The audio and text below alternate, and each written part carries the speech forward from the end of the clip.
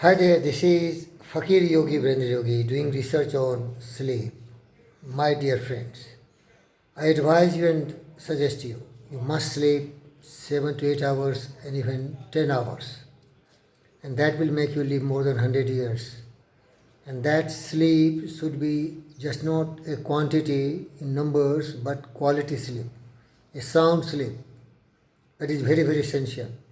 And I really warn those people who do not sleep well, they have the chance to die much faster.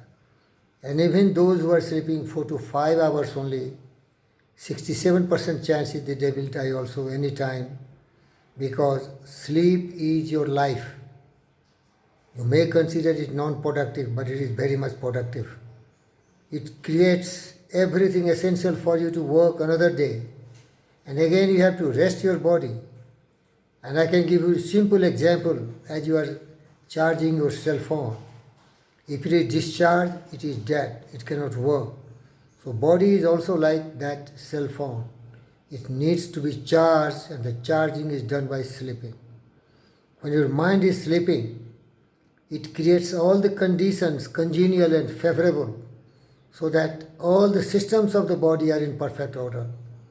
And now in this context, I will invite my best friend, Matthew Walker, to enlighten you the importance and significance of sleeping sound sleep.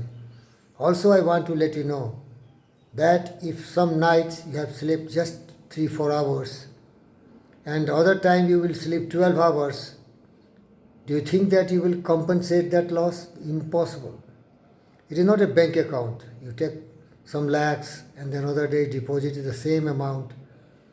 What is lost is lost. It can never be gained. It is something like a time. Time and tides wait for none. What time is lost, it never comes back. So in this context, my best friend Mr. Matthew, who is a professor in Berkeley University and a great neuroscientist, will enlighten you. Please listen to him, and you get enlightened yourself regarding your sleep. And if you are really loving yourself, you must listen this. It is very, very essential for you. Let me connect to him.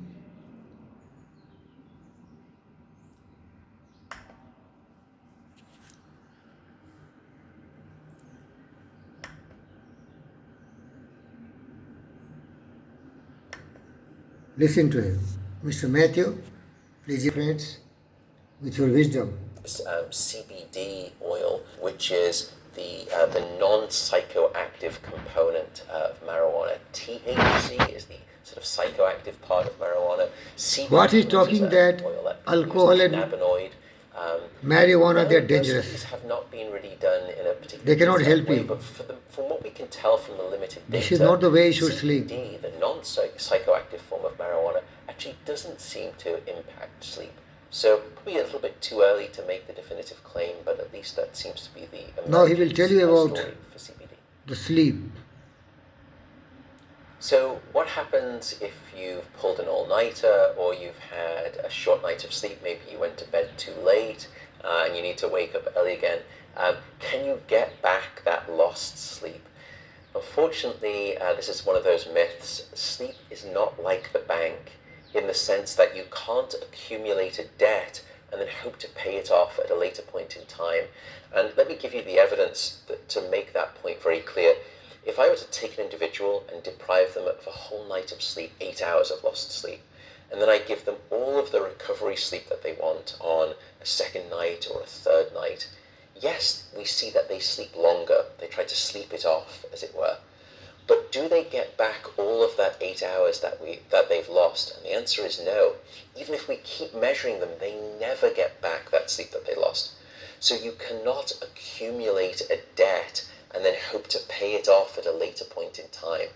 And many of us do this in society. We're short sleeping during the week, and then we binge with our sleep at the weekend. It's what we call social jet lag, or what I sometimes describe as sleep bulimia. It's this binge purge sort of profile. Now, there was a recent study, a very interesting study, where they looked at the mortality risk of short sleep. And firstly, what they found is a quite shocking result. Those people who are sleeping 5 hours a night have a 65% higher likelihood of dying at any time. Increase of 65% in terms of mortality risk. However, if you get another group of people who are short sleeping, maybe just 5 or 6 hours a night during the week, but then sleep a little longer at the weekend, you can actually reduce some of that mortality risk. But there's a danger here. We know that that sort of social jet lag, binging at the weekend, short sleeping during the week, is associated not necessarily with a shorter life, but it's associated with a far less healthy life. You're far more likely to suffer from diabetes, to be obese, to have poor cardiovascular health and have cardiovascular outcomes. And if you look at that study, even though some people were trying to sleep back at the weekend some of that which they'd lost during the week, they were almost twice as likely to report being in very poor health relative to people who do what we generally recommend, which is consistently get good 7 to 9 hours of sleep every day, both during the week and the weekend.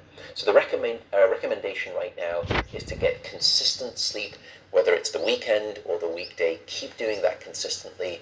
Unfortunately, sleep is not like a credit system, not that you would wish for.